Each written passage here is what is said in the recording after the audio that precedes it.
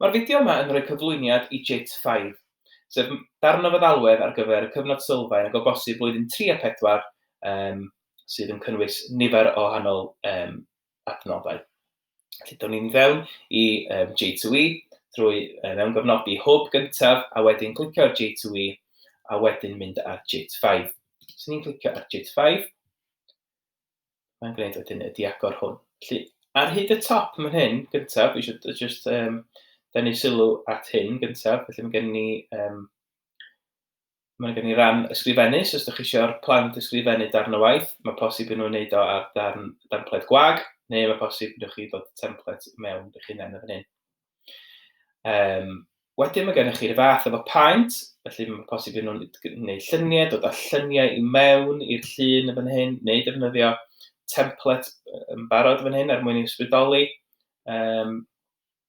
Gen ni ddarn o waith codio wedyn, so gwaith crwban, mae ddangos chydig bach mwy ar hwnna chi ar fideo arall sy'n dod i fyny. Mae ddarn o waith mae posib gwneud ar siartiau, lle mae rhai wedi cael ei wneud yn barod fan'na fel templedi, neu sy'ch chi'n gallu dod rhoi gwag i mewn, a wedyn mae sy'n cyfle i'r plant siarad a meddwl pa dabl fysa orau i ddefnyddio ar gyfer y gwaith maen nhw wedi wneud. Mae hefyd pictogram, felly rhai sydd wedi cael ei greu yn barod, sydd mae'r plant yn teithio i'r ysgol o bosib, neu fysa posib creu gwag a gwneud rhai hunain. Mae yna gyfle i'r plant wneud gwaith animeiddio, so eto mae'r templedi yna ar gael fan hyn, a wedyn fysa posib dod â lluniau mewn o fan hyn, neu creu lluniau hunain fan hyn, greu'r animeiddiad lawr fan hyn. Un arall ydy elfen o ddata yn fan hyn, felly mae'n creu cronfa data canghennog, lle mae plant yn fatha chydig bach fel y gêm Guess Who, felly os oes gan ddo sbectol, nag oes, mae wedi fyma. Oes gan ddo wallt du, oes, felly mae wedi lawr yma. Ac y pen draw, ydych chi'n cael ateb. Mae hwnna'n darn o waith bach neis i'r plant gael wneud yma yna. A hefyd, yr un olaf ydy cyfuno, sef mae posib cyfuno, ysgrifennu a paent er mwyn creu stori. Mae yna fideo arall yn dilyn hwn sy'n dangos mwy am bob un o'r rhain ar hyd y top yn hyn. Felly, na i fynd yn ôl rwan i'r darn ysgrifennu, a mae hyn yn wir ar gyfer pob un o rhain yn hyn. Os ydych chi eisiau creu